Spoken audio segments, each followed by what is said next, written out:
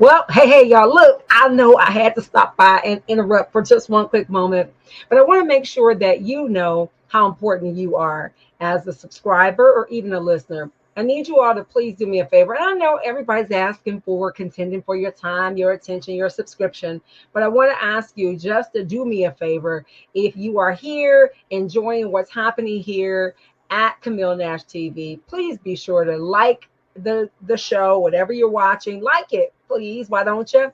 Comment and even subscribe. That way we know that you are here. We're doing everything that we can to uplift and inspire our men. We want to, I say it all the time. It takes a transformed heart to create a transformed life.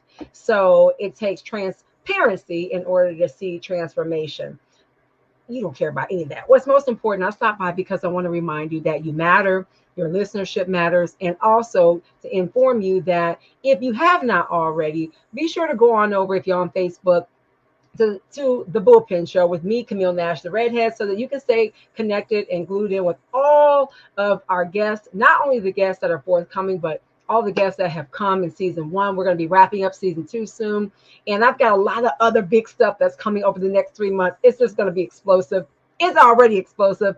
And we're going to be dropping remnants of it throughout all the aspects of social media and also, more importantly, in our Facebook group. So you all go on over there, stay connected, and don't miss anything that's happening. I hope life is treating you well. Let's get back to the episode. Evening and welcome to the Bullpen. I'm Camille Nash, and listen, we talk everything media, ministry, money, and the marketplace. And if you've been on this journey with me for any length of time, I have this special affinity for whales. And I'd love to tell you that it was birthed out of some tremendous story where you could hear the melody of the violins playing in the background. Yet no, and in good godly fashion, God would allow me to take those lemons and turn them into lemonade. So during the pandemic, as I call it, I found myself in a lot of rooms, boardrooms, courtrooms, and tons of social media rooms. I really just got tired of hearing so many men attempt to tell women how to live their lives and vice versa, women attempting to tell men how to live theirs. So I thought, why not create a space of my own where I could invite mighty men from around the world to come in and share their stories, where they could really talk about what it looks like to live a life that is whole, healthy, alive, and not only surviving, but thriving. And tonight, I want to talk about what it really means to man your assignment. More importantly, man your business. And I'm not a man, as you can see. So I have brought to the platform, or bringing to the platform tonight, a man that is well known in the space. He is Reverend Doctor. He's also a newly assigned bishop, y'all. So, but he is a counselor. He is an advisor. He assists marriages and conferences as a host. And as you heard already in the intro, he is a mighty force to be reckoned with. So without further ado, I want to get him in here so we can really talk about what it means to man your business, how our men can man up in their communities and in their families. So without further ado, allow me to present to some and introduce to others. That in the form of Reverend Dr. Barry Jackson. Hello. I love it. And there he is, y'all. Look, wow.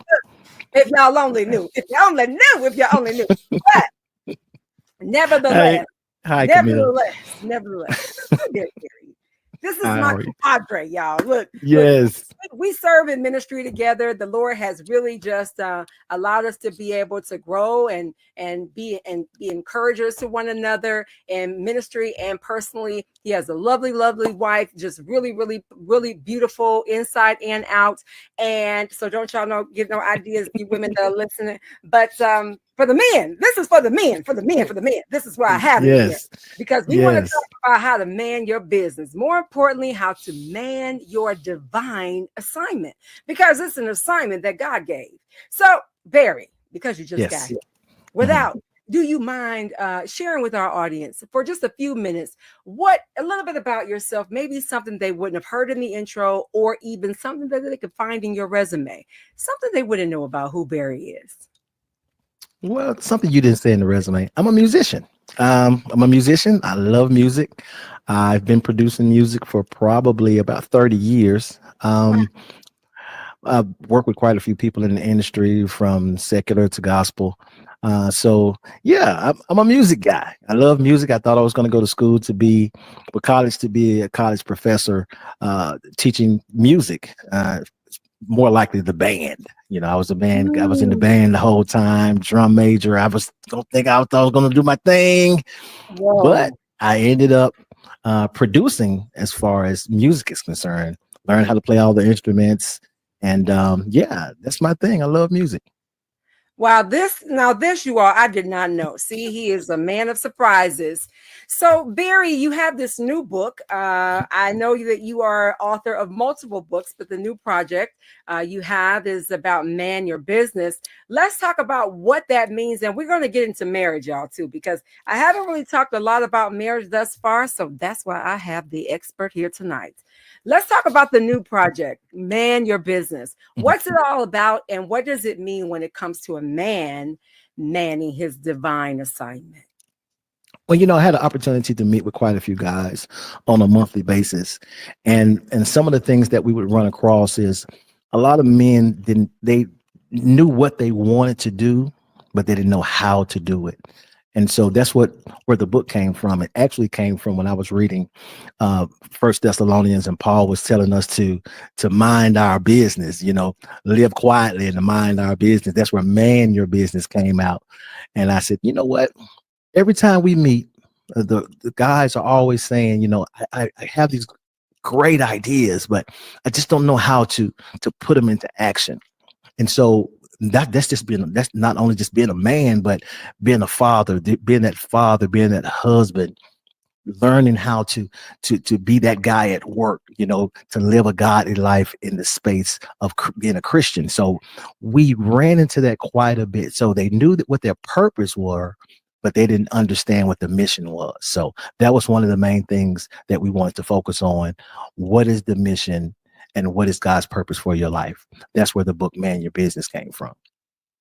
I love it. So that's how you brought it together. And in the midst of all this, what I'm curious about is, let's just dig into it. What would you say is what's some of the biggest challenges that our men face when it comes to walking in the assignment of what God has commissioned for them? What's standing in their way? One of the main things that's standing in their way is they want a relationship with God, but they don't want the relationship with the church. Oh, wait, come on, hold on, roll the tape back. What does that mean? They don't want to do the church, huh? What does that mean? They don't want to do the church thing. I would say 98% of the guys that I meet with monthly, it's about between 40 and 60 guys I meet with once a month. And about 98% of them will not go to church. They will not attend church. They will come sit in there with me for an hour and a half, and we would talk about God, but they don't want to have anything to do with the church. Some of them will say, I'm spiritual. With Dr. Jackson, I'm spiritual. I love God. I believe there's a creator, but I just don't want to do the church thing. So that's one of the main things that we run into with men. They love God. I'm talking about they love God 100%. They believe in Jesus Christ. They believe that God has raised them from the dead, and they believe all of that. But as far as stepping into the church, that's like pulling teeth. So that's one of the things that they do not want to do. They don't want to do it. Well, what is the biggest challenge? I mean, they don't want to do church, and I know we talked before offline about being priests of their household, and you're going to get into being a Levitical priest, what that really looks like. What is the real problem? Why are men running from the church? Why don't they want anything to do with it? Yeah, a lot of them think it's a scam. They think it's a scam, and they don't want to go. They think it's a scam. They think it's about money. They just think that it's a big production. They just think it's a show. They don't think it's real. They don't feel like they're getting anything out of it. But the only thing they leave with is a lighter pocket, and they've lost some time out of their lives. They believe that it takes so much of their time to be a part of a church, and so they decide, you know what? I can keep my money. I can stay out of church. I can give. They would prefer to give to faith-based organizations. They would prefer to give to St. Jude or give to, anything else but the church. Because that's what they can see. They can see what's happening. They hear a lot over the pulpit, but they don't see a lot happening in the community. And so that's one of the reasons why most of our men, these are prominent men, these are affluent men, Wow. they will not give to the church because they don't see exactly what the church is doing in the communities. So that's why they don't want to go to church. So then with what you do, you're meeting with 40 to 60 or upward north of 75 men every month. So you're talking with them from all walks of life. And as you're pouring into them, making deposits and encouraging them, what's happening as a result to give God a chance or give the church a chance? I mean, because we give everything else a chance. I mean, I remember, I don't know about you, but I remember several years ago, it might be like maybe over 10 years ago, where I remember it was a big scam or a big shakedown with Salvation Army. I said it. Yeah, they had some big old scam money, millions of dollars were embezzled and lost. And I think that when you talk about manning your business, those are risks that come with any business. Do you believe that more of this is because of what they desire and aim to believe about God, and because of all of the scandals that they've seen when it comes to ministry? I think it's a combination of both. It's a combination of both because of what they've experienced, what they've grown up with, and what they see on social media and television. And so it's a combination of all of it together, and they don't want to have any parts of it. And so in that, these are good men. These are great men. They love God. They want to do the right thing, but they don't want to do it in the confines of the organization of the church. And so what we do on a monthly basis, I'm more concerned about the organism than the organization. So I believe that small cell groups is the key. And so with those smaller groups, we're able to impact these men, whereas they can take off their armor. Okay, they can take off their armor. They feel safe. They're in a safe space. They can talk about what they want to talk about, have the conversations about church, and not be judged about it, and just able to talk freely. And this gives them an opportunity to do that. And in that, they have an opportunity to see other brothers, other men of God in that same space, have the conversation with them on how they walk it out, how they walk their life out, serving God, and what's the necessary steps to do that. So it's not just Dr. Jackson talking. It's a group discussion. It's an abstract group discussions where we talk about family, where we talk about relationships. We talk about everything that it has to do with being a man of God and manning your business. That's powerful. So you mentioned something. You said small cell group. Now, what do you mean by that? Is that more of just a small group where it makes it like just like a few people, so then they can have more conversation? It's not so much of a monologue, it's more dialogue where they can ask questions and also get those questions answered. Is that more so what you mean? Or Absolutely. If you look at it, when I said earlier, I'm more concerned about the organism than the organization. The church is an organism, and the organisms are built of cells. So these are cell groups, and with it being cell groups, it allows them to talk freely and not, like you said, it's not a monologue. Just like when Jesus was out in the streets, just like when he travels from city to city, they would ask him questions. It wasn't just a monologue. It wasn't always the Sermon on the Mount. Okay. People ask Jesus questions every time. So this gives them an opportunity to not be in such a big crowd where they can come in, like I said, they can open up. And what happens is it grows, that those cells join together. So what happens when we get to a certain amount, we break off into another cell group. That continues to build the organism. My wife does the same thing with ladies. And so these are all small cell groups that we bring together. We meet once a month, and they are able to find that safe space. They're able to see Christ in action. They're able to see God in action through these men, through these women. They're able to see this. We're having these conversations. I didn't look at it that way. I didn't see God that way. I didn't know God was in that. Yeah. So that gives them opportunity, because they're not going to come to Bible study, because some Bible studies have become services, and so it's not Bible study anymore. It's Bible service, and these are things that I'm hearing. This is firsthand. I'm coming. I want to get into the Word. I want to pick up the Bible and I want to go through it with someone that understands it, and so they're more apt to come to that group and feel better with me opening up the Word of God and saying, for God so loved the world that he gave his only begotten son. What does that mean? Right. And they can ask, what does that mean right then?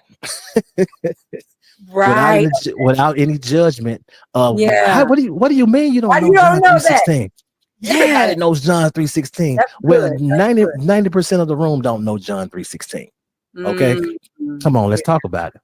So good. That's so good. So, okay. So let's just make it practical. So you then that person asks the question. They are not being judged. They're not being frowned upon, asking the question, what's wrong with him? So then you explain to them what that means, that God so loved the whole world, everybody in it. And that means you, that he gave. So he gave his only begotten son. So then you share that with them. And what's an ordinary response for someone who just has been running from the church, or even some that may have been in the church already? Just wanted to ask that question. The response is, the main thing, Camille, is making it as simple as possible. That a fifth grader can understand it. Not the big words, none of that. I don't care about a PhD. That doesn't mean anything if I can't explain what I'm saying to anyone. So we simplify it.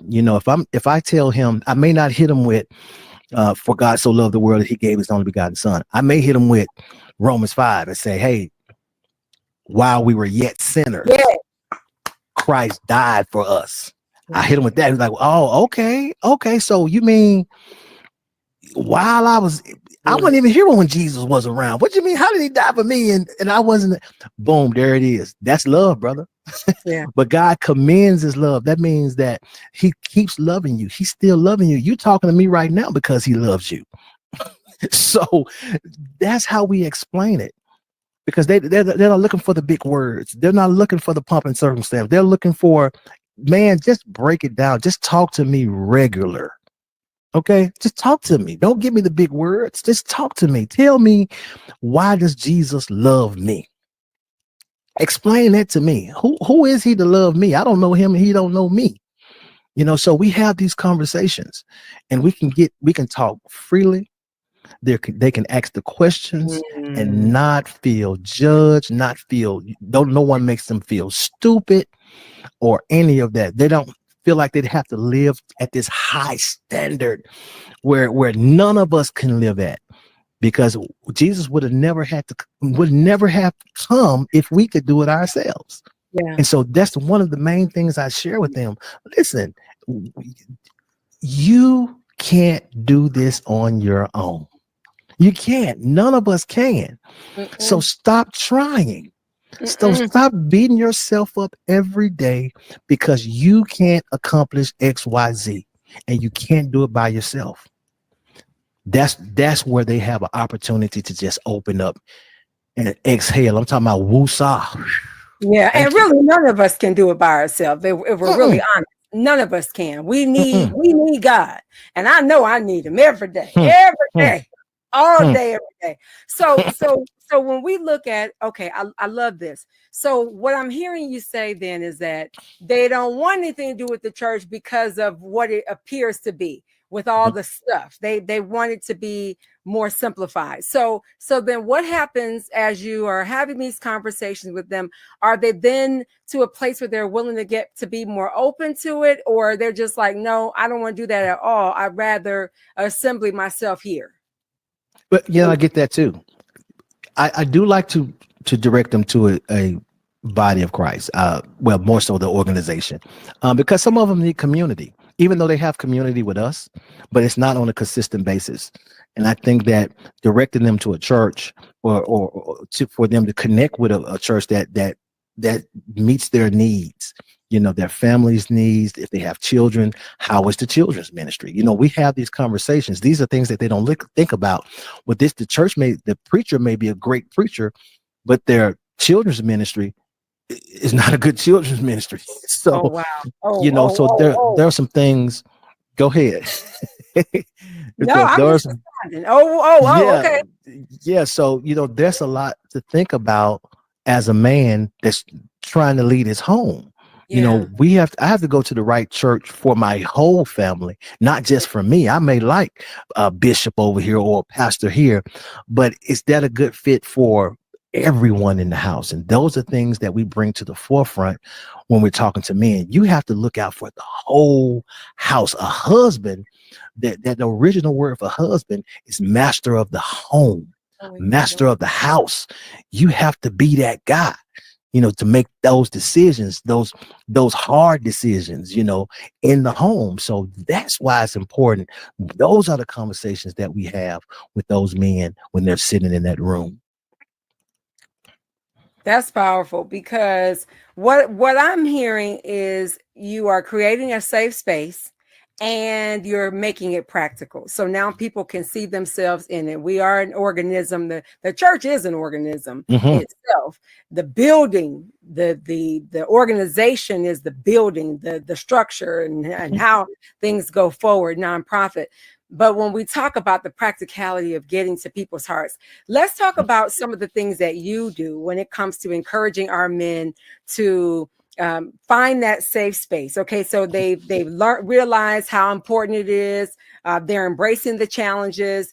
I want to talk about balancing what it looks like to balance the responsibilities of being a man, and especially when it comes to ministry, if they're in ministry or the marketplace, or both.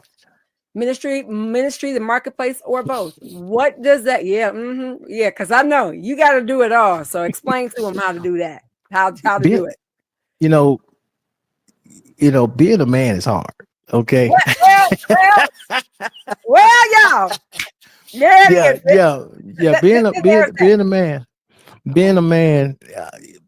man is hard. It's complex. Let me say it like that. It's more complex than being hard or difficult. I think the balancing act of knowing it's not just about you. It's about the collective.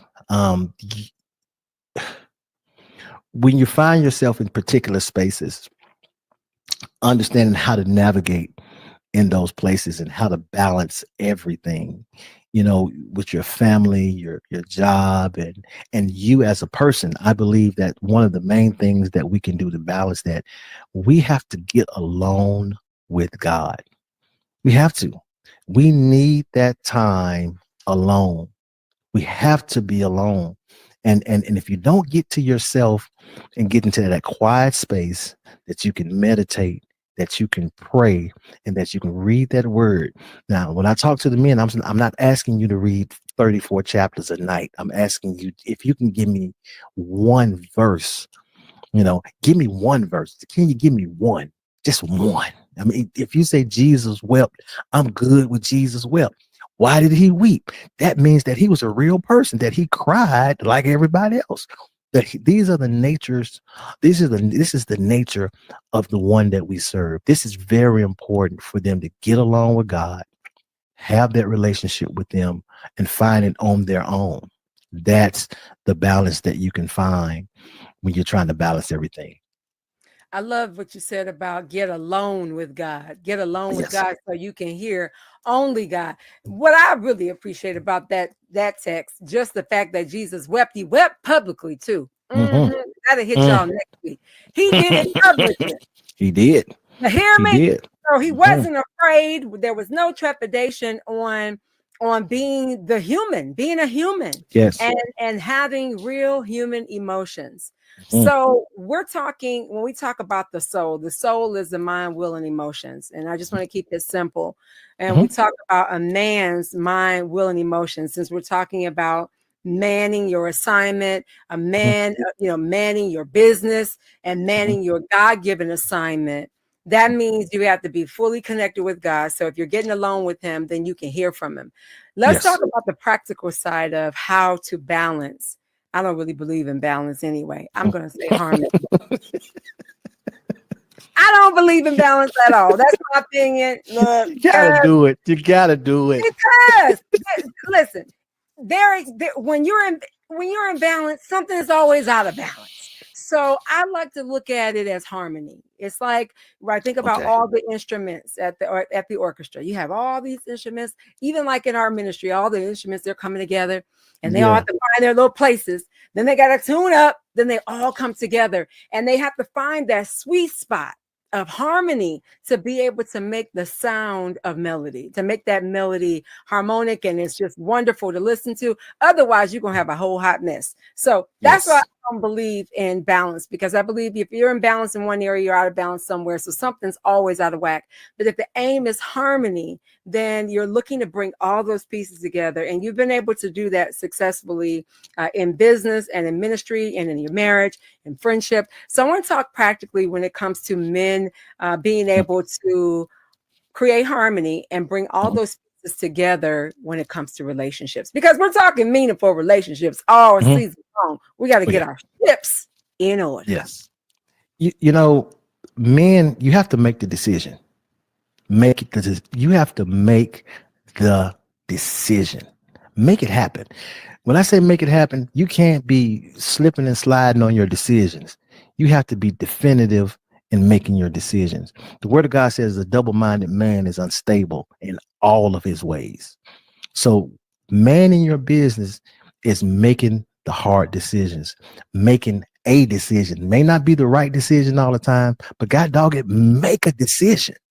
And that's one thing that helps bring balance to things. When you make a decision, you stand on the decision that you've made, but just make it.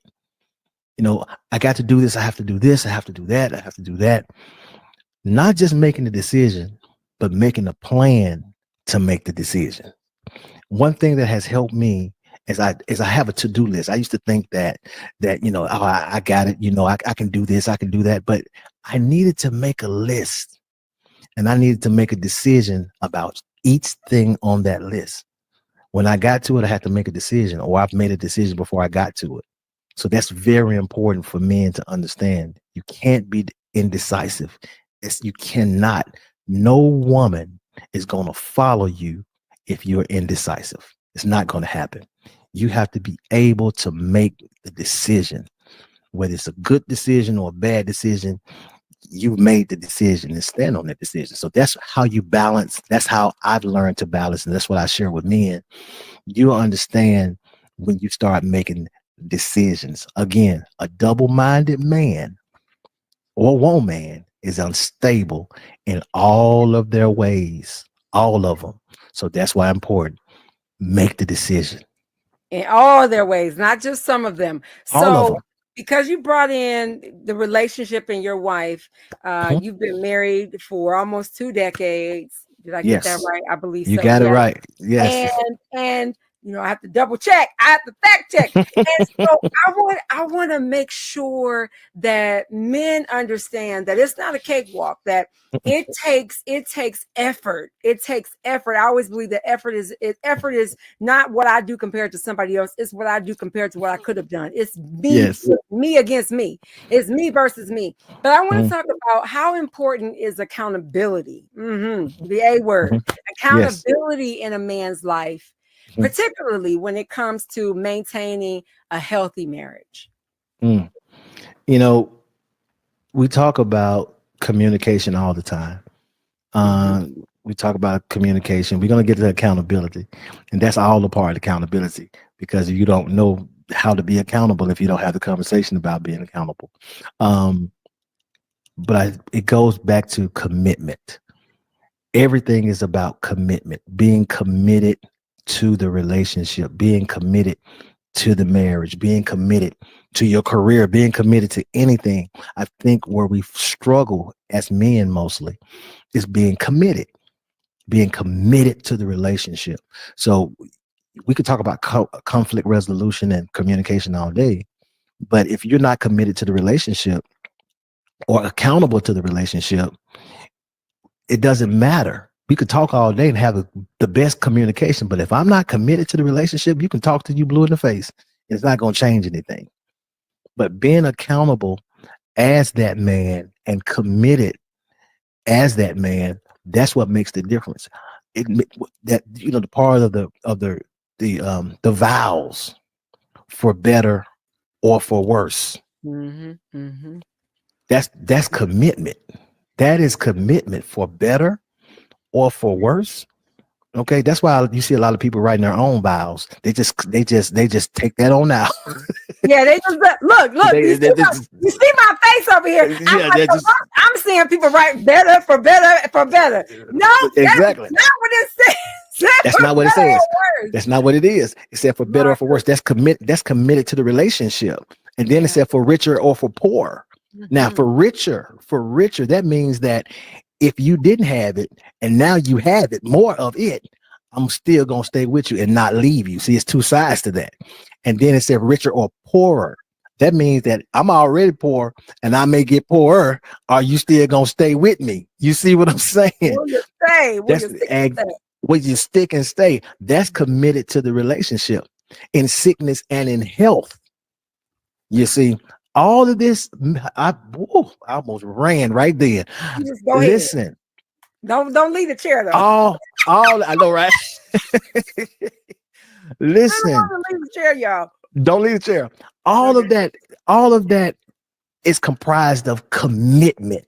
Yeah. You got to be committed to this relationship. That's all they're saying. Are you going to be committed to him or her for better or for worse? Are you going to be committed for richer or for poorer? Are you going to be committed in sickness and health? Till death do you part? Are you going to be committed to this? Then we can talk. Because a lot of times couples, whether it's a relationship or marriage, they don't want to stay together because they don't want to commit to what comes with that. They don't want to commit to it.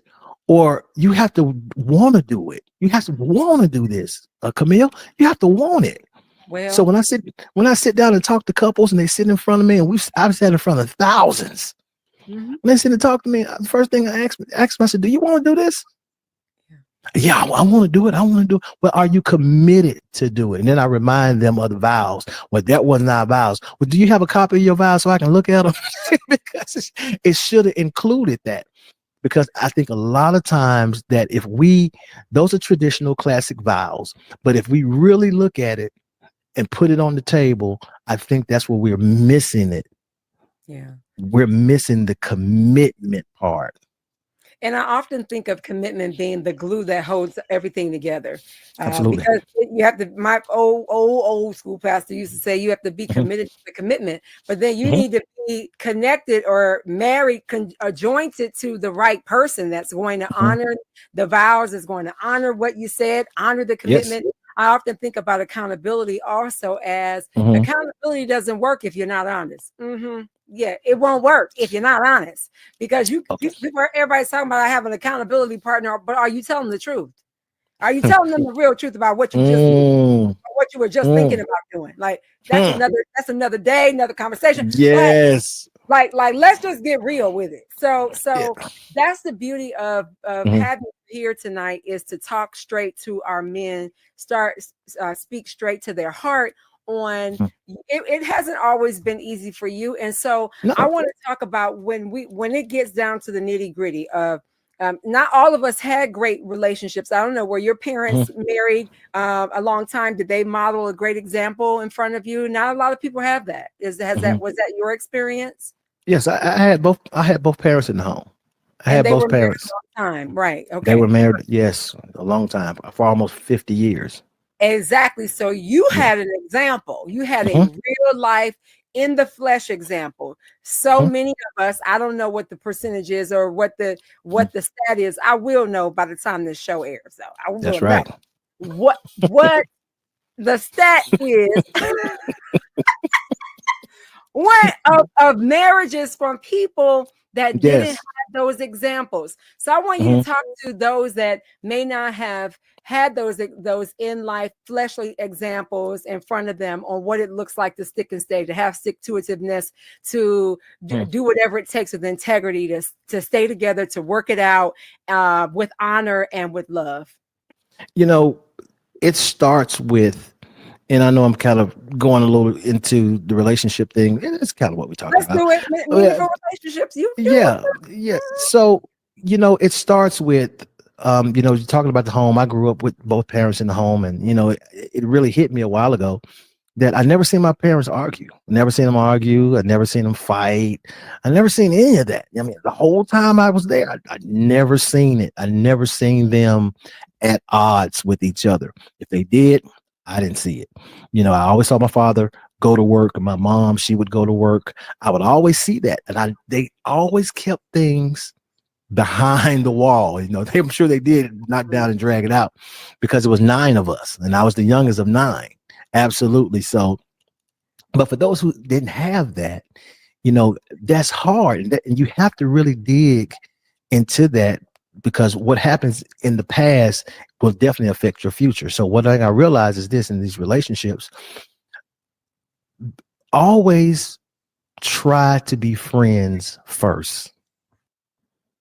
You mentioned something about honesty. The thing about when you get in these relationships and we start these relationships, the first thing that I believe is a lost art is being friends first. Be friends first. Before you start dating, let's talk about discovery. Okay, let's find out. And that's what 33 Questions Before Marriage. That's the other book, 33 Questions Before Marriage. That's where that's where that book came from. 33 Questions Before Marriage. You can find it everywhere online. So how about tell me about yourself? I know that's an interview question that they ask all the time at work. Well, you should be asking that before the dating starts. Let's talk a little bit about, instead of us going on a date first, let's go on a discovery. Okay, let's go for the FaceTime. Let's talk on FaceTime. Let's talk on the phone. Let's go for a cup of coffee. I want to know if I like you before I start dating you. Because because if we're creating a friendship, the only thing I'm looking for from you is honesty. That's all. That's the only thing that my expectation for you is honesty. See, that's the difference between a friendship and dating. Expectations. What are the expectations? If I'm your friend, there are certain expectations that I hope you're not expecting of me, because it's not going to happen. Because I'm still trying to figure out if we can be friends. If we can't be friends, for God's sake, we are not going to start dating. So I think that's very important from the beginning. That's one thing I'm pushing right now, to ask those right questions. This 33 Questions Before Marriage came from when I finished my dissertation. It was the relationship between asking the right questions and divorce. So asking the right questions before marriage and divorce. And so, exactly. So now being friends is very important. Let's talk first. I know the aesthetics are there. Yeah, you caught my eye until you start talking. That part. Until you open your mouth. That's it. There's no expectations at that point. I met you for coffee. I saw you, and now we're sitting down. And I actually can have a conversation with you, and everything that's coming out your mouth is the opposite of what I want to hear. Now, see, Dr. Jackson, you took it here. See, you took it here. Yo, you took it there. You started this. And look, see, a lot of people everybody's trying to get to these relationships, but they don't want to do the first part. You said to be friends. I'm loving it. I tell me about yourself first. Oh, my goodness. That's stuck. Okay, so let's talk first. Like, tell me more about you before we even talk about dating. Do we have? I mean, like, first of all, can I count on you to be honest? And when we're talking about being honest, when people tell you really what they're looking for, what's the problem with accepting that? That to me, that lets me know you're not the one. Next. There you go. It's a move on. It's a That's next. it. Now, see, some people, since we're talking about it, and women included, Absolutely, and men are doing this, are sending or sending the wrong vibes. They're having these conversations that aren't leading to anything, and not really being honest about what they want. So then the next thing that comes to my mind is that when people tell you, what is it, Dr. Maya Angelou said, when people show you who they are, believe them. Believe them. He or she is telling you that they're not see, I'm marriage minded. So if you're not marriage minded, keep going, because it's not happening. I mean, we might have some coffee, we might talk a little bit, but trust me, I know what I'm going to be listening for, and it's the next. And that's it. Now, yes, you can be friends, but it's the next. Okay, exactly. Now I know that's probably not in the book. I need to get the book, y'all. I'm gonna have to get the book because that's probably not in the book. But if I hear that he is not marriage minded, that's not what his desire is, to please God, to not break God's heart. Yep. See, Dr. Jackson brought all this out for me. It's in the book. That's not what I hear. It's next. God bless you. God keep you. Is my prayer. Lot of that's where God keep you. A lot we can deal with a lot of this in the beginning. Yes. A lot of it. We can get it. We can move the ball down the field, or we can take it out of bounds. However you want to do it. We can deal with this in the beginning. In the beginning. Yeah. Hey, tell me a little bit about yourself. Do you have any, let's talk about the kids. You have any kids? Yeah, this is simple things that we can have a conversation about. We can talk about that. One of the questions in the book is, what are the characteristics you look for in a potential mate? What are you looking for in a potential mate? Notice the word potential, okay?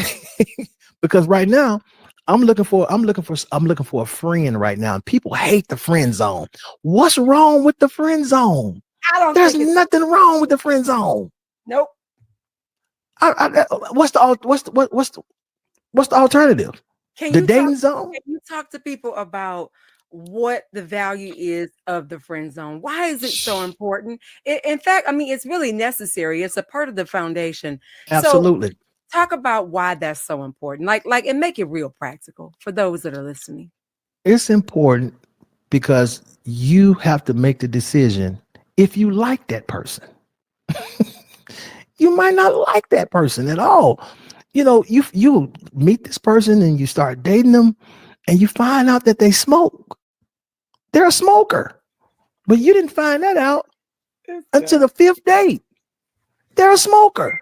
You didn't find out that they drink a bottle a day. Whatever the case may be, or they have recreational drugs that they use. You don't know. One of the questions is, are you on, any kind of medication? Are those some? Yeah, are you on drugs, recreational or medically? Those things come a little further. But in the beginning, if I start dating you, and now now the expectations are for us to be in a romantic relationship, and I find out that, hey, I'm falling for you, but I've never seen you smoke, but now I know that you're a smoker, you're a chain smoker, and most guys that I know, and I've seen, just statistically, they don't like women that smoke, so the thing is, that's just one thing.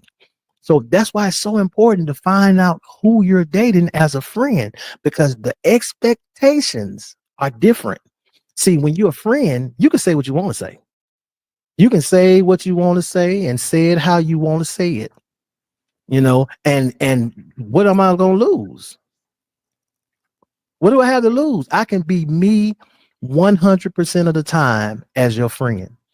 You're going to tell me things that I need to hear. And I'm going to tell you things about me that I probably wouldn't share with you in a relationship. So now you know some things about me, because we're not in a romantic relationship. So I can't miss one I ain't never had.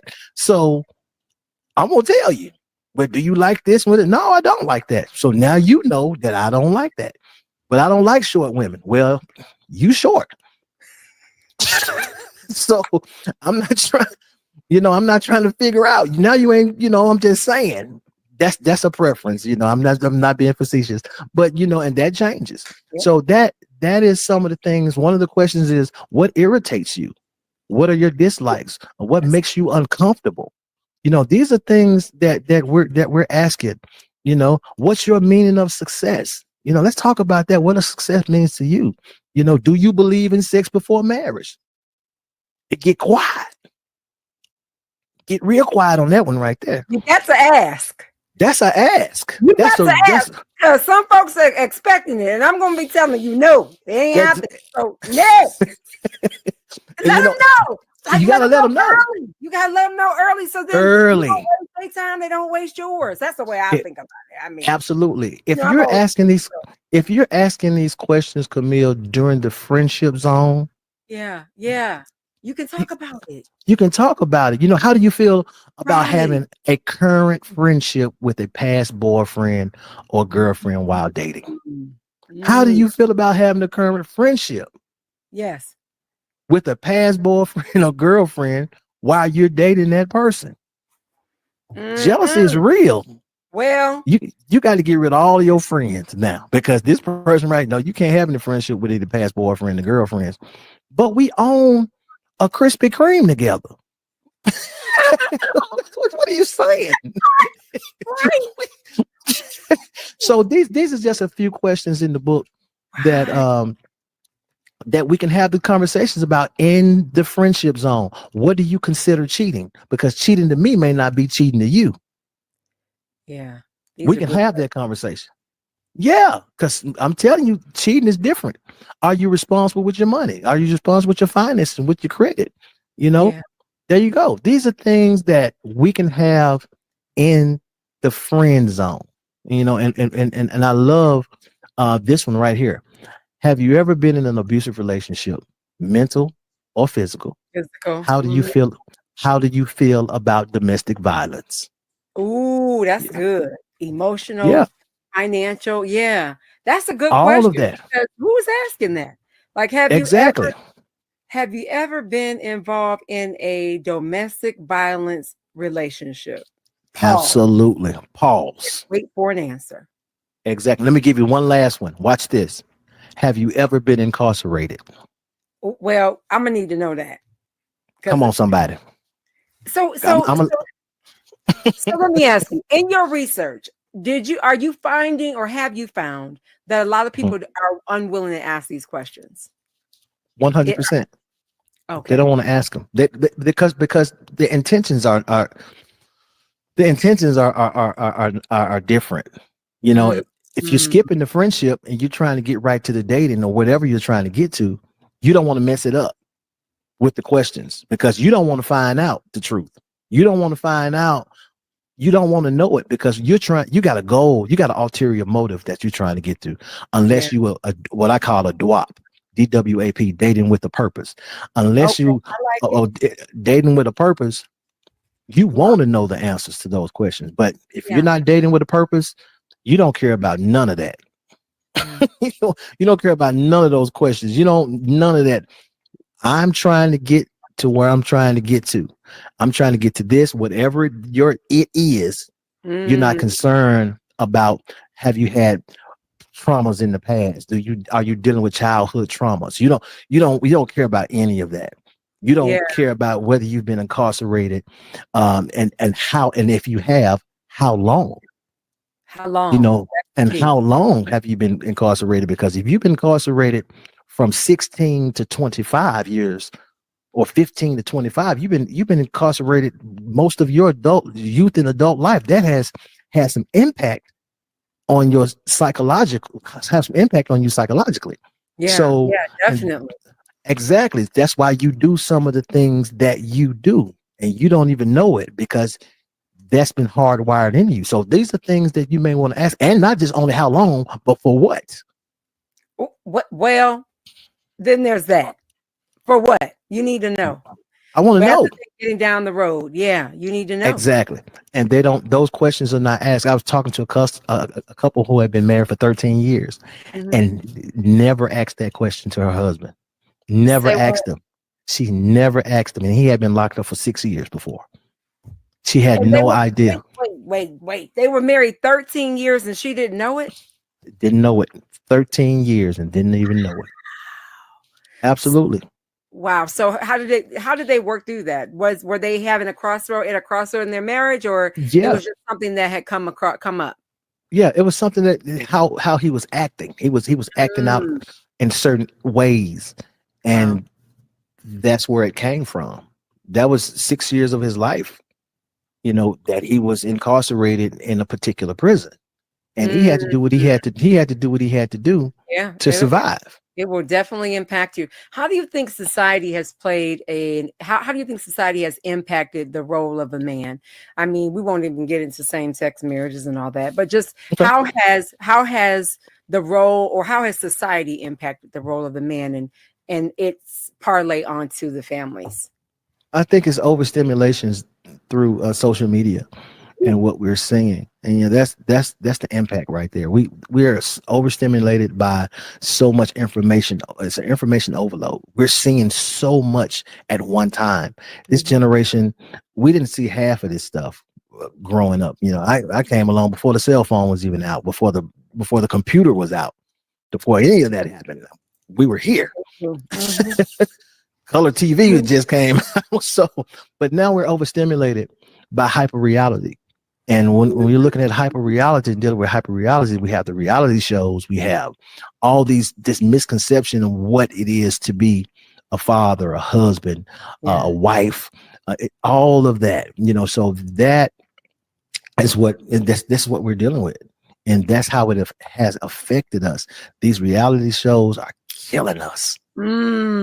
Social media is killing us slowly. It's slowly killing us. And we think that this is what living is. We believe that this is what success is. That's why one of the questions were, what is success to you? Yeah. Because success to you may be what you see online and hyper reality, where people are showing you, right? Opposed to let's be friends.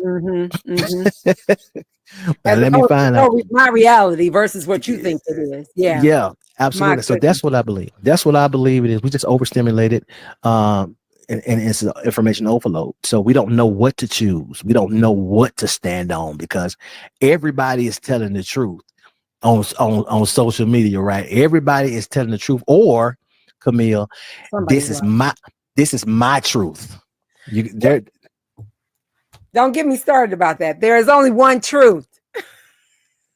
This is my truth. There you go. So it's God's truth. That's it. That's where I'm at with it. From sitting in front of people every day. Their misconception of what reality really is. Their reality. That's why they do so many things to take them away from their reality. They won't spend the time alone, like we talked about earlier, because if they have to sit with themselves, then they got to realize that this is my real life and not the life. Sitting with self is it's a learned behavior, because so many of us are trying to quickly get through everything. I mean, Jesus even had alone time, so he modeled the behavior on what it should look like for us.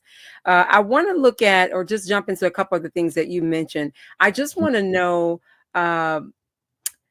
what would you say, what role does faith really play in guiding a man to fulfill his God-given purpose in order for him to man his business? Faith is everything. Faith and the facts. Faith and the facts. What's the difference? Explain. Yeah. Faith and the facts. We talk about now faith is the substance of things hoped for and the evidence of things not seen. A lot of men have a problem with not seeing it. Most men are results oriented. If they can't see it, just like church, if they can't see where their money is going, they're not going to have faith in what the church is doing. So what happens is this: faith is everything. You have to believe, and you have to know it. There's a difference between having faith in it and then believing it. And those are different things that when I talk to men, you just can't have faith, man. You got to believe this. And faith without works is dead. And so when we're talking to a group of men that's result driven, we can have these conversations about faith, but they want to know where the results are. They want to. Then when you tell them what Hebrew 11 said, when we tell them when we get to faith without works is dead, that means you got to do something. That means that you got to put your faith in action. If you want a job, you're not going to sit in front of the television all day and just hope the job come to you. You got to make it happen, man. You got to get out there and make it happen. You just can't sit here and wait for it. So it's not just faith, it's the facts, and it's out there putting the work in. I love and that. They like and right, you said faith and the facts. And the facts, absolutely. The fact is you broke. Oh, what? Well, that's the fact that you broke, bro. You don't have a car. You don't have nowhere to live. Those are the facts. That's your reality. Now you can pray all day long. You can pray all day long. If you're healthy, you have all your faculties. You knew who you were when you woke up this morning, where you was going. You knew there is no excuse. No excuse. God is not going to do these. God has already put these things in front of you. My favorite scripture. But seek ye first the kingdom of God and his righteousness, and all these things are going to be added. Things will be added. These things. And you have to, Matthew 6 says that, and it says, watch this. It says, okay, but seek ye first the kingdom of God. But where is the kingdom? The kingdom of God, according to Luke 17, 20 and 21, says the kingdom of God is in you. In you. That's so good. Jesus. That's Jesus. Jesus said it's in you. And then we move over and it says, greater is he that is in you. Come on, Camille. Greater is he that is in you than he that is in the world. That's right. That's it. Everything. That's your faith. You got to have faith in what's in you in order for it to come. That means we already have it. That sounds like we already have it. So that's how practical you make it for the men. And I hope that's what's happening for the men that are listening tonight. I only have a couple more questions, and I want to just make it very practical. Can you share a time when you struggled in one of these roles, whether it be marriage, ministry, family, friendship, and just how you overcame it at any time in your life, a time when it was rough for you and what you did to overcome? Okay, real quick. Providing, it was rough. Providing, not that I couldn't get it, that I was getting it. I was making the money, and things were going really well. We bought our dream house and bought the dream cars, and we were living the life that that I thought that I was working so hard to do, and realized that I was neglecting my home life. I was neglecting my wife. I was neglecting the time that I needed to spend at home. And I started to realize that, what? We talked about it earlier. There has to be some balance in this. We have everything that we want, but I'm losing my family all at the same time because I want to get out there and I want to make the money. I want to get it. I want to make this happen. I want to make that happen. And just a little side note, I was trying to make happen what I thought my wife wanted and what the family wanted, especially my wife. I thought that, I'm going to do this. I'm going to buy her this car and we're going to move to this house, and come to find out half of the stuff that I wanted to do, she didn't even want it. I'm out here doing all of this stuff. And then I asked her, you know what? So where do you want to live? I want to live. I'm thinking that she want to live over here, but she really want to live on the other side of town. Then save me $150,000 just because she don't want to live where I thought I wanted her to live at. So that was hard for me to understand that and to really just, again, take time to be alone with God. So he can speak, so you can get all the noise out of your ears, out of your head. Put the phone down. Sometimes you need to just get off of social media just for a minute. Just get off for a minute and take time and spend that time with God. Meditate. If you're not meditating, pray. Do something to get away from the hustle and bustle of life and the noise that surrounds you every day, and allow God to speak to your heart. And he will. It will come to you. He will come to you in that time of silence. And that's what helped me. I had to get alone. I had to get away from certain people because they are distraction too. Come on, somebody. They are distractive. Yeah. And so what helped me, that's what helped me, Camille. I got to myself and I started to realize what I really needed to know, because I almost lost my whole marriage because of that. Because I was trying to, I done it. We finally got there. We got our dream house and our dream. And this, and that's your dream. That wasn't my dream. That's your dream for me. You didn't ask me. And I almost lost my marriage, because I was so busy trying to make the money, so busy trying to do what I thought that was the man thing to do, is to provide. But then the provided, I missed being the priest. Ooh. That is so good. In fact, you lay right into my question about a young man listening, what you would encourage him to step up. I want to ask you these last two questions before we wrap up. How can men better support one another when it comes to this journey of manning their business and manning their assignment, especially when it comes to vulnerability and personal growth, as what you've just shared? How better can men support one another? Those of you men that are listening, this is how you can better support one another. Find a community. Find a community of men that are walking in the way that you would like to walk. You know, I can't stress that enough. Find a community. Iron does sharpen iron. So it's very important. Find a community of men, and you're going to have to do this, brothers. You're going to have to trust somebody. You have to trust somebody, because that's a whole nother show. You're suffering in silence and you don't have to. Ooh, I'm going to have to bring him back, y'all. My gosh, that's a whole nother something. Suffering in silence. Wow. I felt that. Yeah. My goodness. So you all can see there's some links there. There's some information available where you can reach out to Dr. Jackson, Reverend Dr. Bishop Barry Jackson, where you can reach out to him directly and even learn more about the group. And if you're in the Phoenix area and or not, then so you can take that first step. My last question, I ask everybody this, Dr. Jackson, and that is, what is the lesson that took you the longest to learn when it comes to relationships, meaningful relationships? I had to learn that I was born an original and that I wasn't going to die a copy. That's the first thing that I had to understand, that I was original and I was not going to die a copy.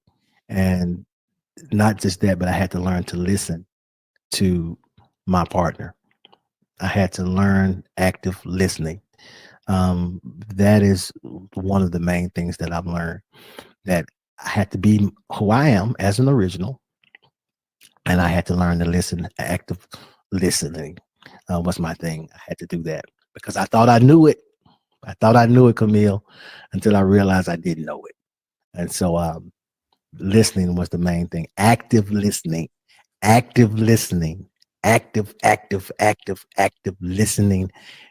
Please learn active listening. Y'all heard it. All right. Well, you know what? Our time is up, but we are certainly never out of message. I don't know you all. I'm going to have to bring Dr. Jackson back. You all put it in the comments, put some fire in the comments. Let me know. Bring him back.